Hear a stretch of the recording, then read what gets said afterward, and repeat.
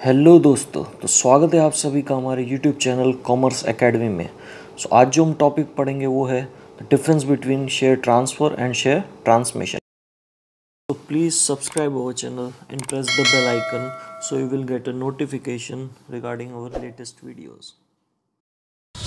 5, 4, 3, 2, 1। तो जल्दी से शुरू करते हैं difference between a share transfer and share transmission. So first है मीनिंग। सो शेयर ट्रांसफ़र क्या होता है और शेयर ट्रांसमिशन क्या होता है। ट्रांसफ़र होता है voluntary transfer of a share according to the companies act and article of association is called transfer of a shares. और अदर साइड ट्रांसमिशन क्या होता है compulsory transfer under the law in case of share holder dies declared insolvent और lunatic. तो share transfer जो होता है वो वॉलंटरली करते हैं, यानी हम अपने खुद से शेयर ट्रांसफ़र करते हैं। और ट्रांसमिशन होता है उसमें कंपल्सरी थ्रू एनी लॉ, तो उसके सर्कमस्टांसेस अलग हैं। और ट्रांसफ़र जो होता है वो अपने खुद की विलिंगनेस से करते हैं। Second, circumstances. Shareholders transfer shares at any time according to the provision of a company's act. So transmission में in case of death, insolvency or person being declared lunatic. Okay, so transfer कब होता है? जब at any time, जब हमें transfer करना हो हम ट्रांसफ़र कर सकते हैं। ट्रांसमिशन क्या होता है, कब होता है? डेथ के टाइम पे, इंसॉल्वेंसी के टाइम पे, और जब कोर्ट उसको डिक्लेयर कर दे lunatics. Okay, now consent. In voluntary transfer consent of both the parties is essential.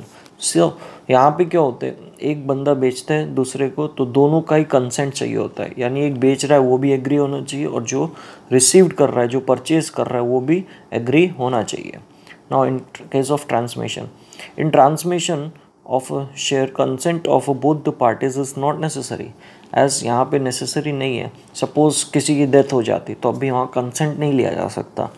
सो इस केस में नेसेसरी नहीं होता है। कंसिडरेशन, कंसिडरेशन का मतलब होता है समथिंग इन रिटर्न, यानी शेयर बेचेंगे बदले में क्या मिलेंगे? पैसे, तो इसको बोलते हैं something in return. Share transfer arises due to a valid agreement of a two parties, so consideration is essential. तो यहाँ पे क्या होता है, एक शेयर लेता है एक बेचता है, तो यहाँ पे कंसिडरेशन है वो एसेंशियल है, ठीक है, because both the parties are present. Now transmission में share holders lose ownership and ownership is shifted to legal representative. तो अब इसमें जो शेयर होल्डर होता है उसके पास ओनरशिप नहीं होती, ओनरशिप जो होती है वो ट्रांसफ़र हो जाती है लीगल रिप्रेजेंटेटिव को, पूरी की पूरी ओनरशिप ट्रांसफ़र हो जाती है। तो इस केस में कंसिडरेशन रिक्वायर नहीं होता है। Stamp duty, stamp duty is necessary according to the prevailing law. Now in transmission में in this case is no consideration, so no stamp duty is not required. तो बेसिकली स्टैम्प ड्यूटी कब required होता है? जब वहाँ पे कोई consideration होता है, ठीक है। कंसिडरेशन मतलब अगर पैसों के लेन देन से शेयर्स बेचे जा रहे तो वहाँ पे रिक्वायरमेंट होता है स्टैम्प ड्यूटी का। लेकिन बाय लॉ अगर ट्रांसमिशन हो रहा है शेयर्स का तो वहाँ पे स्टैम्प ड्यूटी की कोई भी रिक्वायरमेंट नहीं होती हमको। Now sixth point is membership. Membership is obtained by the transferee after the approval of board of director and his name is entered into the register of member. So board of director के approval के बाद register of member में जो new share holder होता है उसका नाम लिख दिया जाता है, तो उसको तब से वो मेंबर बन जाता है। Now in transmission legal representative is entitled to the rights of the member and can claim a dividend.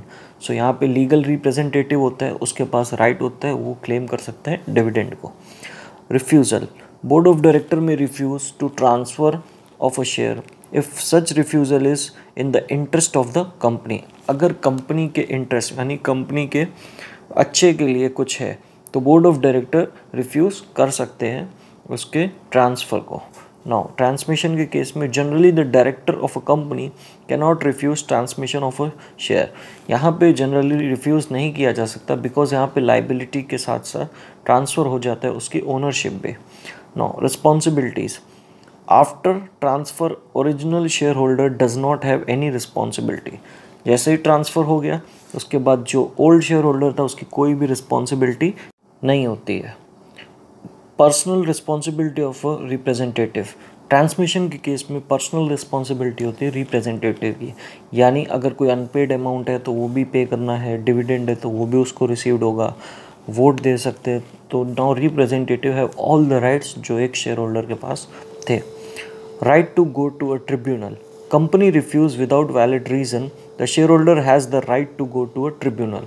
अगर कंपनी बिना किसी वैलिड रीज़न के रिफ्यूज़ कर दे ट्रांसफ़र, तो शेयर होल्डर के पास राइट होता है कि वो ट्रिब्यूनल में जाके केस कर सके, that is National Company Law Tribunal NCLT। Transmission, company cannot refuse transmission, so no question of going to a tribunal. So इस केस में कंपनी रिफ्यूज़ नहीं कर सकती ट्रांसमिशन को। ओके, तो ट्रांसमिशन रिफ्यूज़ नहीं होता तो यहाँ पे ट्रिब्यूनल के पास जाने की कोई रिक्वायरमेंट नहीं होती है। सो दोस्तों, अगर आपको वीडियो पसंद आया तो प्लीज़ सब्सक्राइब करें, शेयर करें, दूसरों को भी हेल्प मिलेगा, और लाइक ज़रूर करें। Thank you so much.